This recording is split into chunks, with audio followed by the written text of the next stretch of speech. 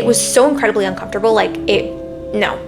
After that, I was like, I'm not getting this done again. Hello everyone, welcome back to another video. And in today's video, we're gonna be talking about my lip fillers. Yes, it is finally the time. I am fully healed and I really just wanted to sit down with you guys and talk to you guys about my lip filler journey, about my experience getting lip fillers, and honestly, my truthful opinion on the cosmetic surgery industry and how I feel about it, to be honest. So let's start with how I ended up actually wanting to get lip fillers. It's like such a common thing now, you know, like so many people around us have like filler, Botox, etc. as like common and very accessible cosmetic procedures. And so I was like, you know what? I want to get it too. I want to get my lips done. And you know, there was so much social media influence as well. Like I would see people and I'd be like, oh my God, their lips look so good. Like that filler looks so good. Like I should get filler. I should really just do it. I've been wanting to do it for some time. I'm going to do it. So I ended up getting lip filler, and how I kind of stumbled upon actually going to the injector and getting lip filler, because I think a lot of us have the idea in our mind, but like to actually find an injector, go to the injector, book like an appointment or consultation, and then get lip filler, sometimes that can be a bit of a hurdle that doesn't really get us to the final product of getting lip filler. But for me, basically, I was following PicoSure treatments, which are laser treatments to get rid of some of my like dark spots from acne growing up. And if you guys want a video on like my acne journey and how I got through that and the things I do currently for that, let me know. I can totally make a video on that. But anyways, so I was there, and this place was actually also a med spa, the place that I did my laser procedures. And I was like, you know what? Let me book a consultation with the injector. So I met with the injector and I kind of told her, you know, my insecurities, things that I wanted to change. And this is so funny, guys, because I feel like a lot of the times our insecurities are in our own heads. Like these aren't actual real things that are wrong with our faces. We just feel like we have things that we want to change. So for me, I was like, I really want larger lips. Now, mind you guys, I already had large lips to start with, okay? I didn't have like thin lips or anything like that, but because we're surrounded with quite literally everybody having filler, everybody having Botox, I kind of felt pressure to also do it for me. I was like, you know what? Like, other people have it, like I want it too. And this is the thing, and this is the reason I'm making this video, because I think a lot of us fall into that trap of wanting to do something because other people are doing it and we don't actually sit and understand what that looks like and what it can look like or the outcome of it from like a truthful perspective, you know? So the first thing we actually spoke about was how much filler I wanted. And after I kind of spoke through my goals, which was to have a little bit more evenness in my lips, I wanted my lips to be juicy, look a little bit more hydrated. I didn't necessarily want to get rid of my like lip wrinkles per se, but I wanted a little bit more fullness. I wanted it to look more even. I wanted my top lip and my bottom lip to be a little bit more even. When you're getting lip filler, they always recommend to start with a full syringe. A full syringe is equal to 1 milliliter of lip filler. I was like a little bit hesitant with this because I was like, I don't really know if I want to get like a full syringe. I might just want to do a 0.75. When I actually asked her if I should do maybe half of that, like 0.5 of a syringe, she was like, no, look, your body's going to like break that down really quickly. And then you're going to want to come back and get another half a syringe.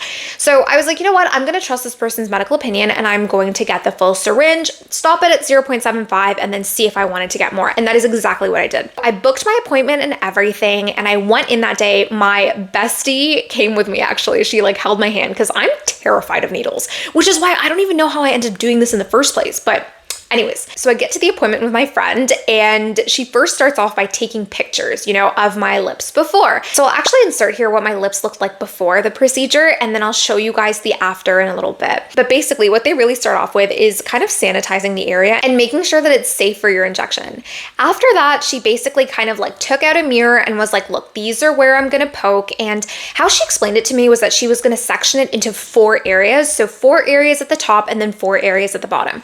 Now look, I am not an injector. I don't know if that's what she was supposed to do. So I'm just going to talk to you guys about the aftermath of that and my honest opinion when it comes to that. After this, she used numbing cream and basically put that all over my lips. And guys, it was strong, okay? Like the numbing cream, it would like seep into my mouth and my tongue was numb. The back of my throat was numb. Like it was kind of uncomfortable because it was so strong and it didn't taste that good. But anyways, so after like about 15 minutes of that numbing cream being on, she removed it and then she started the injection. So she separated that 1 milliliter of lip filler into different syringes. I think she had 4 in total. And then basically what she started to do was like inject in the 4 different areas at the top and then 4 different areas at the bottom of my lips. And my friend held my hand at this point because I thought it was going to be really painful, but to be honest, on a scale of 1 to 10, it was about a 4 out of 10. The only areas that hurt the most when she was injecting me was the 2 Cupid's bow areas. Like those 2 areas hurt so bad. I was like, oh my gosh, like this is painful. And that's what kind of spiked it to a 4. But I felt like the numbing cream did quite a good job in terms of numbing that area so that I wouldn't necessarily feel the initial pokes. And you feel a little bit of pressure when she's distributing the filler, but in terms of the pain in the procedure itself, I didn't feel like it was that bad. So moving on, after she injected me fully with 0.75 of the syringe, she showed me my lips and she's like, hey, do you want me to just put in the 0.25? And I was like, you know what, let's just go for it, or she's gonna have to throw it out. So I was like, fine, I already paid for it, let's just do it. So she redistributed that 0.25 around the rest of my lips and it was fine. Like she just injected it, it was perfectly fine, not that much pain again. But then after the procedure, she basically had to use her hands and like massage the filler into my lips. So she moved it around and of course I was numbed still, so I didn't necessarily feel it. Now, here is the thing. The second I got up, I don't know what it was, if it was like the adrenaline of getting your lips done or something like that, but I felt so lightheaded. Like I actually felt like I was gonna faint. And I had to tell her, I was like, hey, I am going to faint if I don't sit down right now. And she had to like have me sit down and like lie down. My friend was like holding my hand and being like, are you okay? And yeah, it was like kind of a lot, you know, in the moment. And I think it was the adrenaline. If you've gotten a tattoo before, it kind of feels the same, like that adrenaline of getting the tattoo and then right after it feeling like that rush of, you know, after getting the procedure. So after all this was done, me and my friend decided that we were going to go to Walmart and do some shopping. And guys, my lips felt huge. I thought I had like the duck lips because the way that the filler feels and like the numbing cream feels, it makes you feel like your lips are a lot bigger than they actually are. Now, when I looked at myself after I got the filler done, it looked normal, to be honest. Like I looked a little bit inflamed, but not really. You couldn't see the injection site. You couldn't really see anything. But again, this was day 0, okay? Right after I got the filler. In terms of pricing, so filler can get a little bit pricey. And at the place I got it done at, it was $500 for 1 syringe of filler. So if you're getting, you know, less than that, it's going to be less. Some places are a lot more for filler. It just depends on the location that you're getting it done at. But to be honest, I would do a lot of research before choosing a place if you're choosing that route to get filler. But again, I'll talk about my honest opinion of it at the end of the video and what I would recommend if you're choosing to go that route. So let's talk about day 1. A lot of people talk about, you know, the swelling and the bruising after filler. And to be super honest with you guys, I had no bruising. I feel like I didn't swell as much as other people have swollen. Prior to getting fillers, I would go on like TikTok and be like, okay, fillers like before and after, like to see how people's healing journeys were. But for me, it wasn't really that bad. It just looked like a little bit more voluminous of my lips, but it didn't look terrible. It didn't look super ducky. But again, it's different for everybody. Day 2 and day 3, exactly the same thing. I just felt like my lips looked a little bit more voluminous, but it didn't look swollen. It didn't look bruised, etc. Day 4, oh my God, I was so lumpy, and I'm not even gonna joke with you guys. I was lumpy for like almost 2 weeks. And I was like trying to just let it heal, etc. And like my injector did tell me to massage my lips. She showed me how to do it. So I would do it every morning, every evening, massage my lips. Now, I think I just wasn't doing it properly, or I should have applied more pressure or whatnot, but I had lumps, guys, and they were concerning.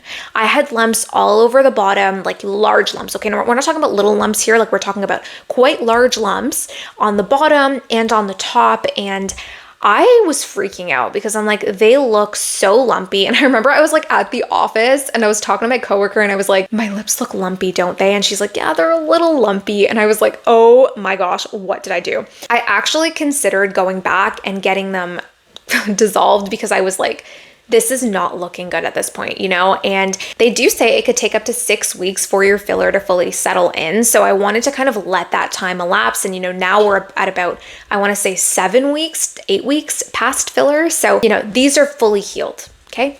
At about the 2-week mark, I saw a friend at the gym and I told her about my lip fillers, and I was like, these are getting so lumpy, like I don't know what to do. And she was like, go back to your injector and get her to massage your lips. So that's what I did. I went back to my injector and I was like, hey, I really just need you to like massage my lips for me and sort this situation out and tell me what I should do. So I got there, she took a picture again before and after, and she massaged my lips. Now guys, I'm just gonna tell you, this hurt more than the procedure itself. Getting my lips massaged hurt on a scale of like literally 1 to 10. It was like a 9 out of 10, way worse than getting the actual procedure because they are pinching your lips, okay? Like they are pushing it super, super hard to make sure that it comes out even. And it was so incredibly uncomfortable. No. After that, I was like, I'm not getting this done again. After she massaged it, she showed me how to do it again, and I started massaging my lips as she showed me. And it was okay. So now this is about 7 to 8 weeks later, and if I'm being honest with you guys, I don't feel like it looks super smooth as it's supposed to. Like when you look online and you see people with lip filler, like their lips look so smooth and so like, perky and nice, etc. And based on my research and understanding of it, in order to achieve a look like this, you need a lot of lip filler. Okay. And I feel like this is the look that we're really sold on in society based on get lip filler. Your lips are going to look like this. They're going to be super smooth. They're going to be super. No, they're not. The process doesn't lead there. In order for you to look like that, you need multiple syringes of lip filler. And guys, mind you, my lips were already big as it was. Okay. And I can show you guys here. This is the before and after. I don't really see a difference. I don't really see a big difference between my before and my after when it comes to my lip filler journey. And I do kind of feel it's a waste of money to be doing like these procedures when you don't even look different at the end of the day. Now, I know that injector to injector, it can be different. Your outcome can be different. But to be honest, personally for me, based on people I've spoken to, based on experiences, based on my own personal experience and the research I've kind of done on this, I feel like it's just not worth it. I feel like it's not worth to go down this route and get injectables into yourself because here's the truth, okay? I'm just gonna lay out the truth in the simplest way I can. When you get your lips injected once, what they tell you is you're gonna have to do maintenance. So you're gonna have to go back in a few months and get it touched up. So that means get more injected into your lips. The truth is, you're not gonna break down the filler that quick for you to be able to hold more capacity over and over and over and over again. Okay? Realistically, that's not how it works. Your lips are not that big, okay? And there's no lining that separates your lips from the rest of your face. So migration, yes, it is possible. The first time you get your lips done, they say that you can't have migration. And honestly, for me, I can't tell you guys if you do or not, but personally, I like to use a xoxo and like make sure that I'm keeping that filler inside because I do not want filler migrating to other parts of my body. But the truth is, if you're continuously injecting the area of your lips over and over and over again with filler, eventually it is going to migrate. It is going to move outside of your face, or it's going to stretch your lips so much that your facial features are not going to be the same anymore.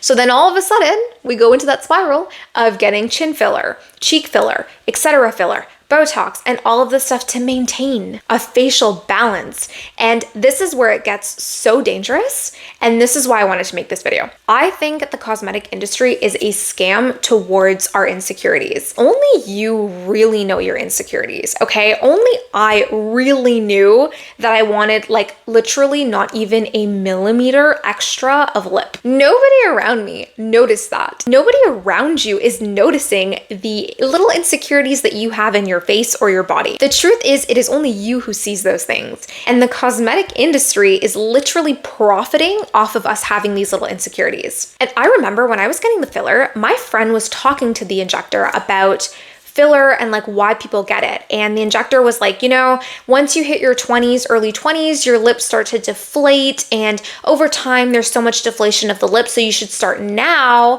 And then your lips won't deflate as much as you get older with regular maintenance. Now, to be honest, I don't know how true that is or not, but a lot of people buy into it. And a lot of people believe this fact, like I believe this fact. I was like, oh my gosh, I don't want my lips to like inflate and get like super wrinkly. So like, I'm going to get this done. So like, long-term me can be happy. But the truth is, long-term you is not going to be happy. Long-term you is going to have so much filler, so much Botox injected in your face that you're not even going to look like yourself anymore. Do you really not want to smile anymore? Do you really not want to? And this is what actually happened to me, okay? Because once I started to lump really badly, which looked terrible, guys. Every time I would smile, I stopped smiling. For like a little bit of time, I was not really smiling because I was like, it's lumpy and it doesn't look good.